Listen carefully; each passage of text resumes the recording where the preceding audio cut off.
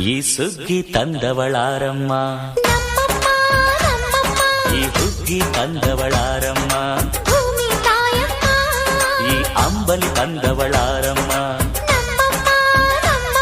ಈ ಓಕುಳಿ ತಂದವಳಾರಮ್ಮ. ಒಂದು ನೆಲ್ಲು ಚೆಲ್ಲಿದರೆ ರಾಶಿ ಮಾಡುವ ಇವಳದೇನು ಕರುಣೆ ಪ್ರೀತಿಯೋ ನಮ್ಮಮ್ಮ.